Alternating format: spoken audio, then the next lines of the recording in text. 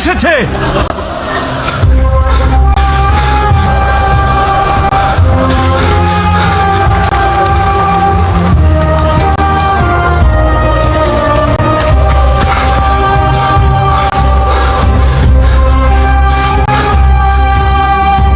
কি ব্যাপার, তোমার আসতে এত দেরি হলো কেন? আমিরুল মুমিনিন, মাফ করবেন। রাস্তায় যদি আমার ঘোড়া পায়ে ব্যথা না পেত তবে যথাসময়ে আসতে পারতাম। বাড়িতে গিয়ে আমি একটুও দেরি করিনি। বাড়ি পৌঁছে গচ্ছিত আমানত ও ঋণ পরিশোধ করি। তারপর বাবা, মা এবং নববধূর কাছে সব খুলে বলে চিরবিদায় নিয়ে মৃত্যুর প্রস্তুতি নিয়ে মদিনার উদ্দেশ্যে রওনা দেই।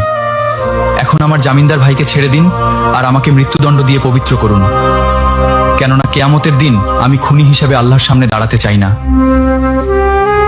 তুমি তো পালিয়ে গিয়ে নিজের প্রাণ বাঁচাতে পারতে। মৃত্যু নিশ্চিত জেনেও কেন ফিরে এলে?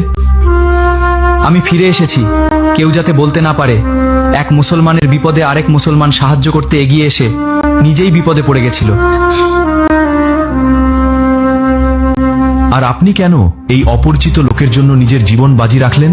আমিরুল মুমিনিন, কেউ যেন বলতে না পারে এক মুসলমান বিপদে পড়েছিল অথচ কেউ তাকে সাহায্য করতে এগিয়ে আসেনি।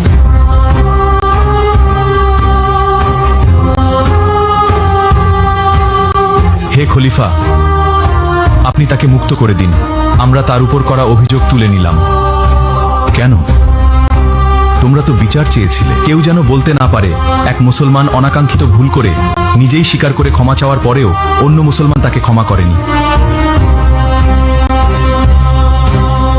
আজ তোমরা প্রমাণ করলে এই উম্মাহার বুক থেকে ওয়াদা পালন, একে অপরের প্রতি বিশ্বাস এবং ক্ষমার গুণ হারিয়ে যায়নি। জেনে রাখো, যেখানে বিশ্বাস এবং ক্ষমা থাকে সেখানে আল্লাহর রহমত সবচেয়ে বেশি বর্ষিত হয়।